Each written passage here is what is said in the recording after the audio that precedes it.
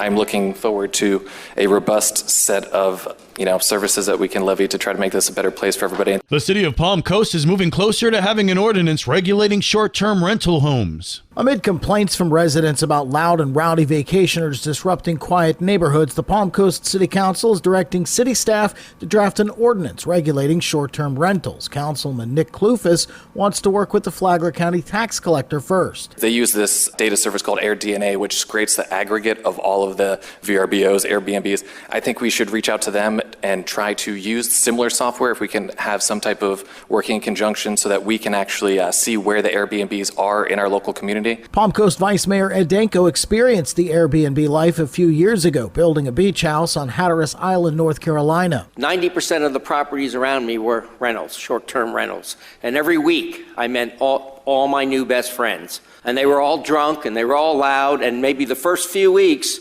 they were a lot of fun. 2 years later, they were not fun, and I sold that house and moved to Palm Coast. Danko wants law enforcement involved in drafting the ordinance. I know our sheriff department gets called out a lot.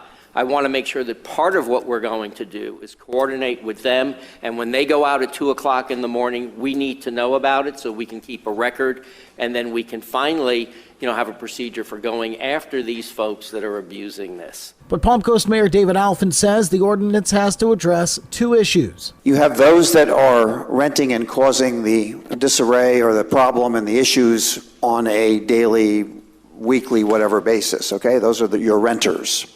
That requires a certain set of rules and regulations to correct that. Just as important, and perhaps even more importantly, you have the owners and or the management companies. I would very much like to have council separate those two entities because I don't believe the fix for one is the same as the fix for the other. So far, there's no timeline for the city to come up with such a plan. For Flagler's Morning News, I'm Daryl Moody. Good morning, Flagler County. I'm Rich Carroll. You're listening to Flagler's Morning News on Monday, July 8th. When did you know what you wanted to do for the rest of your life? Bunnell Police Chief David Brannon said in a recent episode of Today with Pastor Jay that he knew early on that he wanted to protect and serve. The chief said his first aha moment was in high school. When I got to high school, I became involved in a program called Police Explorers, like the sheriff's office has here and other departments have. Then I had another aha moment when I was riding along with an officer and got to see the really cool things that police officers do. And that really persuaded me towards that vocation. Brennan said that while he thought about going into ministry for a moment, someone reminded him that as a law enforcement officer, he was a minister, only in a different way. Today with Pastor Jay is on WNZF, Sunday mornings at 8 or anytime on the Flagler radio app. Tomorrow, what does Chief Brennan think of Bunnell? This local news is a service of Flagler County's Toyota dealer, Beaver Toyota, US 1 St. Augustine, here to wow you.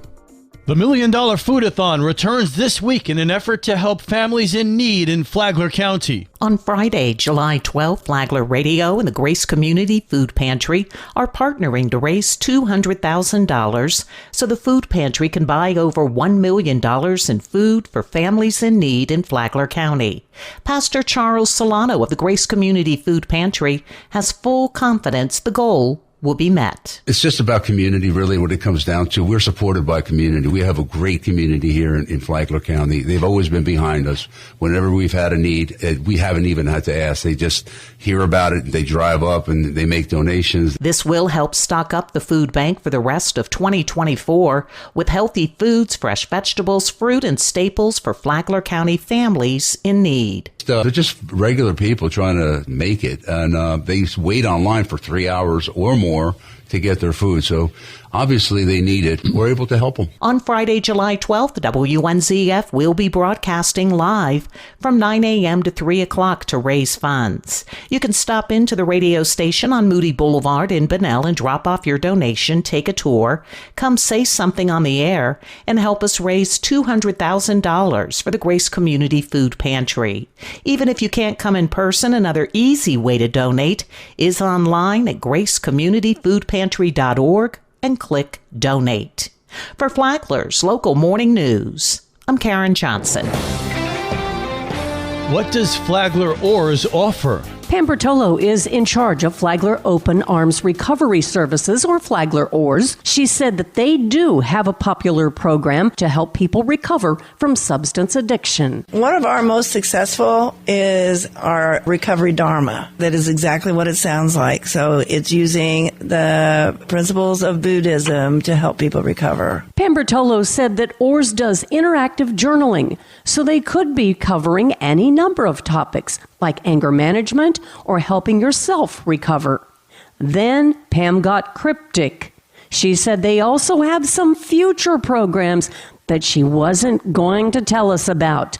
So you need to go online to learn more. Pam! Flagler Health Matters is on WNZF on Saturdays at 11:30, and it's on the Flagler radio app. From the WNZF newsroom, I'm Deb Albertson. And now you're up to date on Flagler's Morning News. I'm Rich Carroll. And now, Mike Licio with your WNZF local sports update. Ethan Buchanan takes over as the Pirate Boys golf coach this upcoming season. He says while the team returns talent, the program will experience change. Anytime you take over a new program, there's rebuilding, whether it's gaining trust of players that have been around or new players. So I kind of get to mold this program to where it fits me, fits my teaching style. So that's what excites me. We can start from the ground up, build the foundation, and work from there. Buchanan comes to Matanzas from Grand Haven, where he worked as an assistant pro. The Tampa Bay Rays came in the Sunday's game against the Texas Rangers in Arlington, looking to finish their 6-game road trip at 3-3. Former Gator Wyatt Langford's 11th double of the season gave the world champs a 1-0 lead. In the third, Jose Caballero took it back for Tampa. That's a shot back into left with some carry. Langford going to go to the wall. That baby's gone. Home run on a 1-2 pitch for Caballero. That was Caballero's 6th of the year. It was a one-sided affair from there. Texas scored 6 in the 4th and 3 in the 5th en route to a 13-2 win. The Rays are off today before starting their final homestand before the All-Star break. The Yankees come to town in the first series tomorrow. The Miami Marlins snapped a 5-game losing streak Saturday against the lowly White Sox. Yesterday, they looked to win their final home series of the first half against the Northsiders. The White Sox had a 4-3 lead entering the bottom of the ninth. Tied at 4 with 2 on and 2 out, Jake Berger stepped to the plate for Miami against his former team. Winning run at third, and Berger drives it deep to left center. Give me that Berger to go.